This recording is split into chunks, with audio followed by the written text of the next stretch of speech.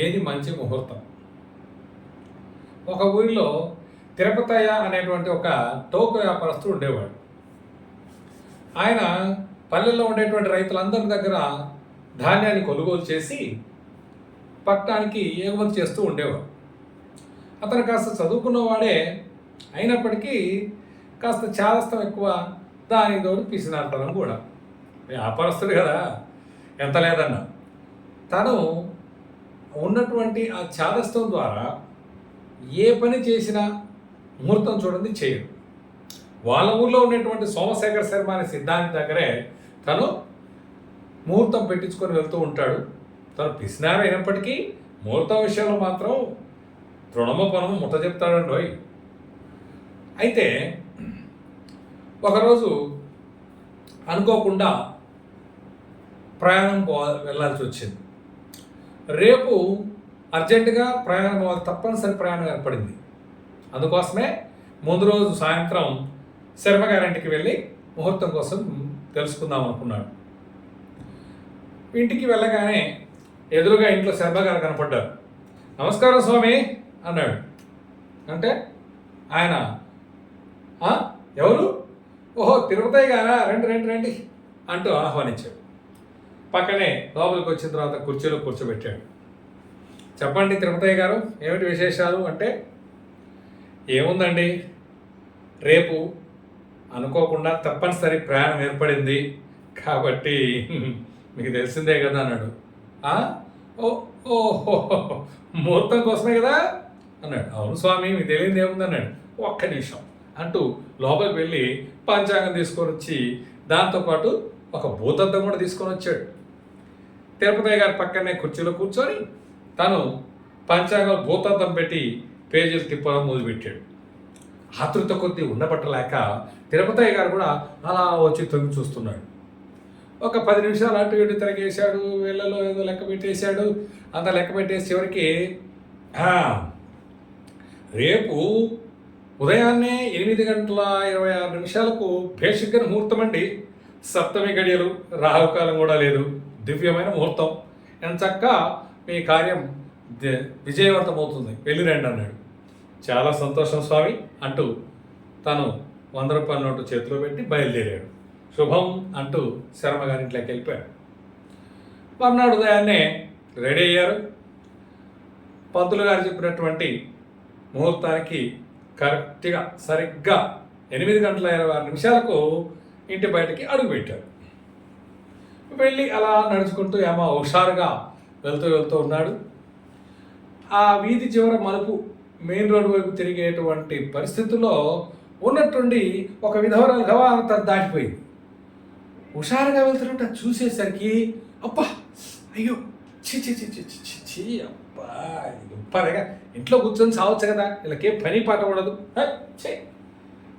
అనుకుంటూ తన పని కాపేది లేదు కదా, సరే అంటూ అయినా సరే మంచి ముహూర్తానికి బయటకు వచ్చాను కదా, ఇబ్బంది ఏముందిలే అని అనుకుంటూ అలా ముందుకు వెళ్ళబోతున్నాడు. వెనక్కి ముందుకు చూసుకుంటూ వెళ్తుంటే ఆ మెయిన్ రోడ్ దగ్గరికి వెళ్ళేంతలో అవతల నుంచి ఒక బైక్ అతను సర్రం దూసుకొచ్చేసి ఢబాను డిష్యూ ఇచ్చేసి పడిపోయాడు. ఇద్దరు పడిపోయారు. బైక్ అతను పడిపోయాడు. వాడు కింద పడి బెత్తరపోతున్నాడు. అటు ఇటు చూసేసి ఎవరు లేరు. గబాల బైక్ తీసేసుకొని దెబ్బల దగ్గర వెళ్ళిపోయాడు. తిరుపతయ్య గారు ఇంకొక పక్కకు పోయి బోర్లా పడిపోయారు. ఆ దెబ్బతో అతనికి లేవలేకపోతున్నాడు. బాగా దెబ్బలు తగిలినట్టున్నాయి. కాళ్ళకు గాయాలయ్యి రక్తం కారుతోంది. ఆ తర్వాత కంట్లో ఏదో గుచ్చుకున్నట్టుంది. ఆ దెబ్బతోటి వామో చచ్చారు దేవుడా అని చెప్పేసి అని కేకలేసుకున్నాడు. దీంతో చుట్టుపక్కల జనాలు అక్కడ పోగయ్యారు. అందులో 2 వ్యక్తులు వచ్చి తను లేవదీశారు. కానీ లేవలేకపోతున్నాడు. కాలు దెబ్బతిన్నది.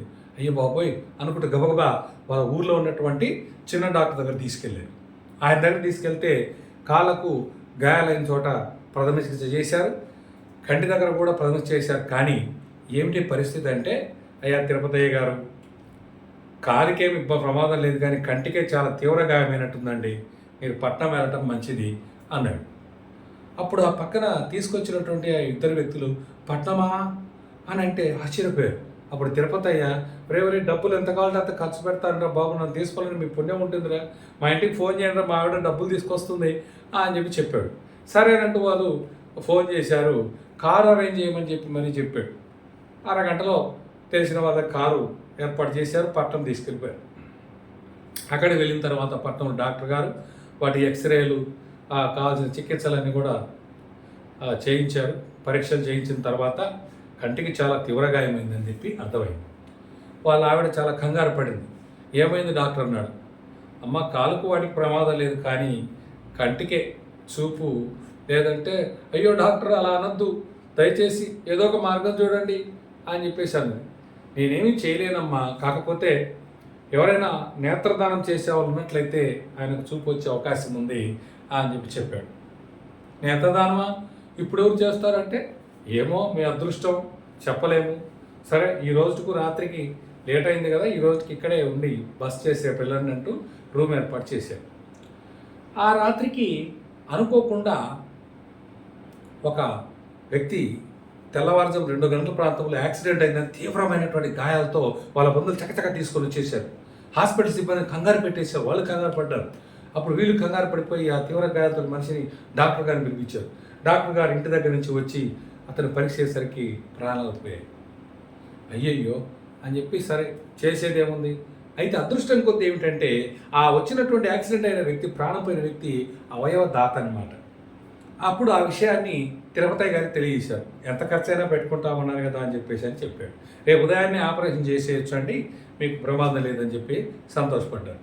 సరే అని చెప్పి ఉదయాన్నే ఆయన కంటి ఆపరేషన్ కోసం తిరుపతి గారిని తీసుకెళ్తూ ఉన్నారు. అలా తీసుకెళ్తూ ఉంటే తిరుపతికి ఆలోచన వచ్చింది. అవును, నిన్న సప్తమి కదా, ఈరోజు అష్టమి.